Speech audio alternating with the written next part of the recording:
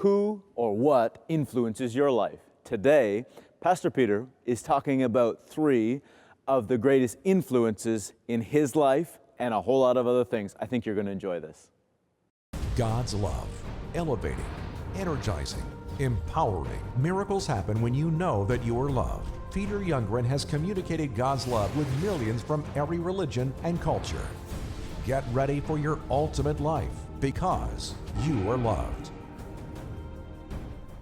Welcome to You Are Loved. My name is Nathan Thurber. Pastor Peter asked me to stand in for him today, but he's going to be on the program in just a moment's time. In fact, my wife, Megen, interviewed him on his life. And in today's telecast, he's going to talk about three of the main influences in his life and a whole lot of other things, including his first stadium crusade and what happened there. And in fact, he's going to talk about the secret. People have asked him, what's your secret in reaching people that don't necessarily believe the same that you believe? Well, he's going to talk about that secret and a whole lot of other things.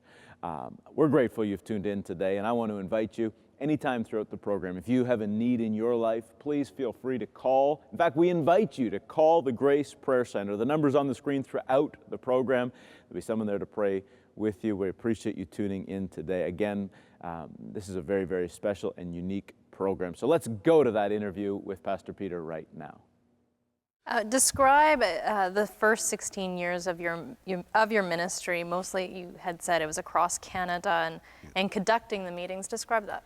Well, what I got into then was, in those days, we called it revival meetings. So I would be invited to a church, usually for 8 days, Sunday through Sunday.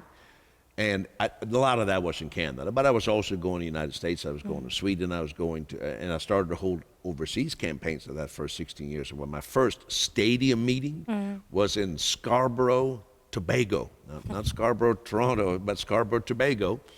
And then I remember that was an awesome thing. Man, I was going to be preaching in a stadium. That was a small stadium. It was one of the smallest, but it was a stadium nevertheless. And the idea was to reach out to people. But those 16 years, a lot of my time still, with all these other things going on, was spent in Canada. That's where I canvassed this country. And sometimes I stayed 2, 3, up to 5 or 6 weeks in one town. And what made that happen was that people received Christ. You know, I found that many churches, and mostly I was with the Assemblies of God, the Pentecostal Assemblies of Canada at that time, they didn't see a lot of people come to Christ. So I'm often looking back and I'm saying, what did I have to offer those churches? Why did those, and they were big churches. I was probably in the biggest churches in the country. Why did they invite me? Because I probably never stopped and analyzed that. I thought, why would I invite a young kid to come and, I don't know. You know, what did I have to offer? And I think what I had to offer was this fire enabled me to enlist the people in the church to bring their friends. And then once they brought their friends to the church and their friends received Christ, that created faith. So the friends brought more friends and they brought more friends, and it kept going, and the churches were happy, because every church wants new members. And so when I look back at it, I understand perfectly how it worked, but I didn't even stop to analyze it. I just had this same fire I've been describing, this thing that daily made me think about, how can I communicate Christ to people? And I understand that was the key to the success, and that I always was in demand. I never wanted to advertise our ministry. I said, no, don't ever advertise that I'm available for meetings. I said, no. God will open the doors, and I was booked sometimes years in advance. You, from the beginning, you've been able to connect with non-believers. Is there a secret, or is there a key to that? Well, to me, it's like breathing, but I know some people don't think like that, like I'm thinking. First of all, pay attention to people. Notice people. What is more obvious about Jesus? Jesus noticed people. So I pay attention to people. I do that with Hindus, Buddhists, Muslims, but I did that from the very beginning. I would do like this. I give a little secret. In those early days, and I still do it sometimes. I do it in our church sometimes. I would come into the service starting at 7, and I would go to the back to the sound area, and I would stand looking. And I was thinking, who here has come into know that doesn't know Christ? And we'll be watching that person. I pray a little bit for them. I might be thinking, how can I communicate to that person? What do they look like? Were they young? Were they old? And so I was always paying attention to people. Now, I don't think there's any great spiritual virtue in me. I think God had just put this love for people. And I wanted to share Christ. So it was not something that a method. It's only when I look back on it, I realize I did that and I'm still doing that. But nobody ever taught me this. It was just natural to me that if you want to reach people, be interested in people. It's the same now. I go to a place, I study who are the tribes that live in that city, what languages do they speak, what are their beliefs. And I suppose from a teaching point of view, I could say that's what Jesus did. And then then I had mentors. I had people that had helped me, other preachers that I had watched, and they were my examples. And so I think that's what helped me to fill those years with winning people to Christ. Who were those people that influenced your life? I always look at three people. Of course, there are many. I'm sure there are dozens. One, right here from the city of Toronto. I'd never been to Toronto. Hardly even knew Toronto was a city. Oswald J. Smith, the founder of what became the largest and was at his time the largest Protestant church in Canada. Oswald J. Smith is considered a statesman when it comes to world missions. Billy Graham frequently referred to him in that way, and I devoured all of his books. I heard him speak when he came to Sweden, and his line of thinking concerning the world influences me to this day. Second person, T.L. Osborne from Tulsa, Oklahoma. He presented and had the ability to present Christ to non-Christians in a way that faith came in their heart, and God would confirm the message he spoke by doing wonders among the people. And I was fascinated by that and learned so much from T.L. Osborne. You know, I remember before my first international campaign in Trinidad, and I had just studied Trinidad because I'm interested in people. And I realized, oh, there's a lot of Muslims in Trinidad. There's not just Christians, there's Hindus in Trinidad. In fact, only half the population of the Christian religion, so I'm thinking, I got to reach them. So I thought, what do you say to them? I don't know what to say to a Muslim or Hindu. So I thought, well, T.L. Osborne knows. And I thought, does he have any, in those days we had cassette tapes. And he was selling them for $2 a tape. And so I looked at his list of material, and I ordered everything he had from his overseas campaigns. And I still remember P.O. Box 10, Tulsa, Oklahoma. See, it's funny how you remember certain things. And I didn't have a lot of money, so I just ordered everything I could. And I was so waiting for these box of tapes to come. And one day they arrived. I couldn't wait. I still remember I was at the Niagara Falls, Ontario post office, and I picked them up, and I was running home. I had one of the kids with me. I think it was Peter Carl at that time. He was just 2 years old or something. And I'm running home. I open the package, and I kneel down by my bed. I said, I want to listen now. I had one of these old cassette players, and I'm listening. And I felt so disappointed because this man, who I later on got to know personally very well, he came here to celebrate one of my birthdays, and he was preaching so simple.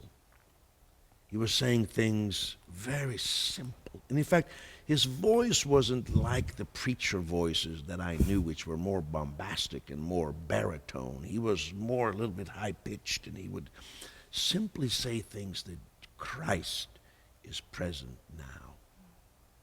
Christ will confirm himself alive to you today. Like these kind of simple statements. And there wasn't a lot of hallelujahs or praise the Lord. It was just, in those days maybe I didn't think it was Pentecostal enough. And so I thought, well, I'll try another cassette. It was the same style. I had like a big box. I tried the next one. Well, so I thought, I'm going to listen to them all but I just want to see, is this what it is? So I said, Lord, I remember I was kneeling down and says, Lord, what gives this man the success to see these tens of thousands of non-Christians come to his meetings. And you know, God doesn't always instantly answer my question, but that morning he did. The moment I spoke the question out, I heard an answer inside. Because he believes what he says. And I thought, you know, many preachers, and maybe I've been one of them, sometimes I just say things to get the crowd excited. And I said, I don't ever want to do that. I said, God, I want to always believe what I say. And so that was the start. Now I listened to all of his teachings and learned a lot from that. That I don't want to stand in front of a crowd and say, the blind will see tonight, just hoping and thinking or trying to get them excited. But I want to know that inside of me, there is faith that it will happen tonight. And I think that's been a guiding light for me. And you've seen that in some of our campaigns.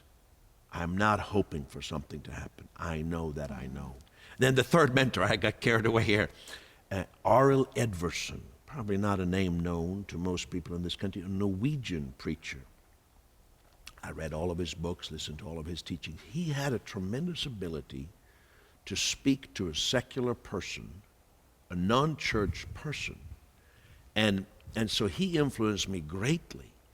And when I came to Canada, you know, I had read Oswald J. Smith's life story, and he said when he started as a preacher, he didn't have enough sermons, so he listened to his favorite preachers, and he just kind of took some of their thoughts and developed. And I thought, well, if it's okay for Oswald J. Smith, I'll do the same thing, because I had to preach for 17 nights in a row in Toronto, and I was 19 years old, and I didn't have 17 good sermons. And so Arild Edvardsen helped me. Years later, when I spoke at his camp meeting, I told everybody there and him what I had done, and he was, of course, I think, quite proud of that and happy about that, as I would be if somebody took my sermons today. And some have done that, and I tell them it's free. And so he influenced me in how you present the gospel so that the modern day non-church attender sees themselves in the story of Jesus. And I think that helped me immensely in those years of traveling through, especially Canada, because that's what made the people come, and that's what helped me to present the gospel to them. That's powerful. We're going to go back to this interview in a moment. Pastor Peter will talk about his visit with the Prime Minister of India. He's going to talk about visiting a mosque here in Canada, a lot of exciting things. But let me ask you this. Have you ever wondered, when will the world come to an end? A lot of people wonder that. Or maybe you're a believer in Christ and you wonder, when will Jesus return? I want to highlight this book, The Final Sign. Pastor Peter wrote this book. It's a great book. And in this book, he presents the final sign as the one unmistakable sign to look for to know when Jesus will return. That's right, the final sign, the one unmistakable sign to look for concerning the return of Jesus. In this book, Pastor Peter also exposes end-time myths that distract us from that one true sign to look for concerning the return of Jesus. And in this book, the reader, and I hope that will be you watching today, will discover that final sign, the sign to look for concerning the return of Christ for yourself, for ourselves. And I want to make this book available to you today. And along with this book, in fact, Pastor Peter has put together a special, 4-book special, holding them up right now, the final sign, I've been highlighting that. The Faith That Works, a powerful, powerful book on the secret of faith that Jesus talked about. Jesus, in fact, said in the scriptures that there are 2 individuals who had great faith, and they saw their mountains move, their obstacles moved, and Pastor Peter talks about that faith and the faith that works. Also, the One Sacred Hour, a powerful book where Pastor Peter talks about how he connects with people that don't necessarily believe like him. And then My Muslim Friends, a great book that will not only teach us about our Muslim friends, but also draw us into a closer relationship with Jesus Christ. These 4 books, and yes, the final sign that I highlighted earlier, these 4 books normally would be $55, but today you can call the number on the screen or go to peteryoungren.org and order the books for $37. It's a special, special, special deal, and so I encourage you to call and order these 4 books right now. But before we go any further, let's go back to Pastor Peter's interview with Megen. You often refer to unreached people. What do you mean by that? Well, I talk about ethnic groups, and it's the Greek word ethnos, which means any group of people distinguished by language and or culture. And so there are groups of people where the gospel has not penetrated at all, or it's very little known of the gospel. So you could say, if there's a group of 10 million people, and there might be some pockets of believers, 5 believers here, 7 believers there, but it's not really that the gospel is readily available to that group. Usually it's less than 1% of the population that are believers in Christ. So these are big groups of people, or sometimes small groups of people, that have somehow been overlooked. And so some people think that when we say, oh, we're going to the unreached, we're going somewhere out in the bush, but in fact, some of the largest mega cities of the world are like that. Hanoi, we could sort of mention cities across Asia, across Northern Africa, where the church is so minutely small. And the Apostle Paul is my example. I often think about this when he said, I want those who have never heard to hear. I want those who have never seen to see. I want to not build on another man's foundation, but I want those who have never had the opportunity to hear the gospel, to hear it. And so that's why I talk about the unreached people. Reaching political and religious leaders is part and parcel of what you do in any country. What does that mean? How do you do it? And what is your key to success in it? Well, I actually stumbled upon it, and then I became very caught up in how significant it is. I held a gospel meeting. I was 25, I think, at the time, in New Delhi, India. And one night we saw a spectacular miracle. It was a young girl whose body was twisted. Her limbs were twisted, and God healed her. Now, we had seen a few of those before, but it was spectacular. Well, when the meeting was over, a person approached me and she said, he said, I am the chief of staff for Prime Minister Gandhi, and I'm sure after what I've seen tonight that Mrs. Indira Gandhi would like to meet you in her office. She's going to be there tomorrow morning. Can you come at 8 o'clock to meet Mrs. Gandhi? I said, yes, I will be there. You know, I'd never met a prime minister or a head of state. I was so nervous that I didn't sleep all night. I mean, what can I say to the great Indira Gandhi? She's legendary. She was the prime minister of the world's largest democracy. So what can I possibly say to her? And so I got some thoughts in my mind, and I was going to pray with her. It felt like an ominous task to me. I was very humbled by it and didn't feel up to it. So the next day, now we head over to that place, the Prime Minister's residence, and there must have been 1,000 people there. And I thought to myself, what did I worry about? I'm just one among 1,000 to meet Mrs. Gandhi. There were school classes there, singing songs, bringing bouquets of flowers, waiting for her to arrive. There were members of parliament who didn't get to see the prime minister, who was going to hand her an envelope. They were all ready, and I'm standing in the back. And all of a sudden, I see a group, 2-3 people, and they're holding an umbrella to shield her from the sun, and it's Mrs. Gandhi arriving, and I see everybody kind of rushing, doing their thing. I thought, well, you know, I guess I've seen her. And then a little man appears, and he says, you, follow me. So I just follow. I don't know where he's taking us. So we walk around, and we come around the people, and I walk into this room, and there's one person standing there, Mrs. Gandhi. And you know, then I had some people that I had said, you can come and join me. I've been invited, so then they invited them in. And she yelled something. I thought, she's mad at me already. I was nervous, you know. And I thought, why is she yelling? She was speaking in Hindi, so I didn't understand it. And a servant comes running in. And it was because the picture of her son, Sanjay, who had passed away prior to that in an airplane accident, it was hanging crooked, so she wasn't upset with me. So once she got that picture straightened out, you know, and then the servant, he very humbly, kind of with his head lowered, ran out again. Then she became a very gracious host. And I told her, and she said, I've heard what happened. I've heard about this fantastic happening that her chief of staff had seen.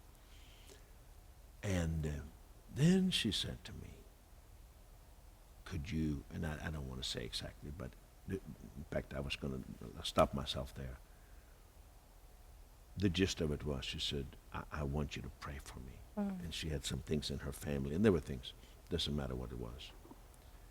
And we prayed. And she was so profoundly thankful. I kept thanking me, and the meeting went a lot longer than we had planned. But that opened my eyes. It completely changed my view. I realized, number one, everybody needs God. Everybody has a need. To me, I thought if you were the prime minister of the world's largest democracy, what needs can you probably have in your life, you know? And you have needs. Everybody has a need. And then I began to approach these situations differently. I wasn't so awestruck. I'm respectful to everybody because I realized I am Christ's ambassador. I'm going to meet a person who other people just cower to and do what they're bidding, but I have a message from God, and I'm going to help that person. And so then the next one I met was the prime minister at that time, Michael Samara, the first prime minister of Papua New Guinea, a very similar situation, and then there are many others, and then of course beyond prime ministers and governors and mayors, and then we meet with the religious leaders, and it's made me realize everybody has needs. And so then I discovered, of course, this is what Paul did. So now it's, yeah. So again, I didn't start a ministry, it just happened, and I realized, yeah, this is a good ministry, because it affects, you know, when you have the mayor or the premier or the governor or the prime minister with you, it gives you a tremendous advantage in that country. The police become more cooperative, and you know, we need a lot of police in our events. They're quite large, and so it gives an advantage. It's no ego trip in meeting a leader of a country. It's not about that. It's about, it creates a bigger door for the gospel. And that's why I like to do it. You were invited to speak at a mosque in the Niagara Peninsula. What triggered this, and how do you now communicate to people of other religions? This was a very important time for me. In 2001, September 11, I was pastoring at the time in the Niagara Peninsula, and they were building a mosque. It was quite a big deal. Today it's not such a big deal. Right. But in those days, it was a big deal. They're building a mosque in the middle of the city. And I know Christians who were, you know, they were speaking not so nice words about that mosque. And I drove by the mosque one day. This is before September 11. And the thought just hit me. Why don't you pray that God will give you an opportunity to be a guest speaker in the mosque? Now that was as preposterous to me as me becoming an astronaut. I mean, guest speaker in the mosque? I was invited to churches. So I thought, well, that was an interesting thought. Then September 11 came. But of course there was so many dimensions to that. But I thought this was an opportunity. I'm going to reach out in love to the people there. And I did. So I invited their leader to come to our church. And he spoke, and the condition was, you can speak, and then I come and speak in the mosque. And so that's what happened. And there was a lot of positive out of it. Some Christians criticized me, but the newspaper loved it, and they thought it was wonderful. So I really thought, I got to do this around the world. I got to invite Muslims, Hindus, and not just Muslims, but all other religions, to come and meet me for dinner, and we talk. I let them talk, and then I give the final word. You know, you've been in those meetings. They talk, they give a greeting, and then I summarize it, and I always give the gospel at the end. And so it's a way to break down walls. Do we still have opposition sometimes? Yes. Have we had fanatic, radical, Islamist terrorists sometimes threaten us? Yes. Do we win everybody? No, but we win some. And we're building bridges. So to me, that was a great moment that opened my eyes to this friendship approach. We're grateful you're tuned in today, and I hope you're enjoying this interview with Pastor Peter and my wife, Megen. I have a question for you. Do you like free things? I do, and I assume probably you do as well. And that's why I'm so delighted that Pastor Peter has made this book himself available, and free, just free for the asking. You can call the number on the screen. You can go to the website, peteryoungren.org, and you can request this book free of charge. It's called Himself. It was written by A.B. Simpson. A.B. Simpson was a man who at one point in his life struggled with sickness, struggled with defeat, and he asked God many times, God, would you help me to overcome this sickness? Would you help me overcome this defeat in my life? And God did. God did that for him. God healed him. God helped him overcome the defeat in his life. And A.B. Simpson writes about it in this book himself. And amazingly, this book is available to you today for free. Pastor Peter wants to gift it into your life. And so I want to encourage you today to call for this book, to email or to go to the website, peteryoungren.org, and to get your free copy of Himself today. It is an incredibly powerful revelation of Jesus Christ that will transform your body, transform your mind, transform the way it is that you live. And so I'm grateful that Pastor Peter has made that available to you today. It's called Himself. Be sure to get that. You can call, even after the program's done, you can call. I talked about it earlier, the amazing offer that Pastor Peter made available, these 4 books. Normally they'd be $55, but you can get them today for $37, again, by calling the number on the screen or going to the website, peteryoungren.org, and you can order them there. I talked about earlier The Final Sign. This is a great book. Many people wonder, when will the world end? People wonder, when will Jesus return? In this book, The Final Sign, Pastor Peter, he talks about one particular sign to look for, to know when Jesus will return. He talks about end-time myths that distract us from that final sign. I know you're going to love this book, but also it's put into a package with 3 other great books, The Faith That Works. And in this book, Pastor Peter talks about the secret faith that Jesus talked about, that faith that's available to every believer, that moves mountains, that heals sick bodies. And so this is part of the package as well. And of course, the One Sacred Hour. In there, he talks about his secret to relating to people. So you can go ahead and get that today. Remember, it's available today. It's a special, not always available. But again, we're grateful you tuned in today. And we look forward to see you tomorrow. If you miss any programs, go to peteryoungren.org and you can watch past episodes. God bless you, and I look forward to see you tomorrow. Bye-bye. Thank you. Your partnership makes this ministry possible. To share your prayer request or to help bring the good news of Jesus Christ to thousands who have never heard, call 1-877-974-7223.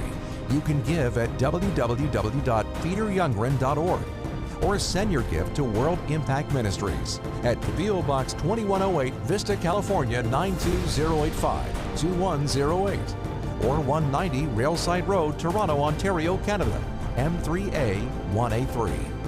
Together, let's give everyone a chance to hear the gospel.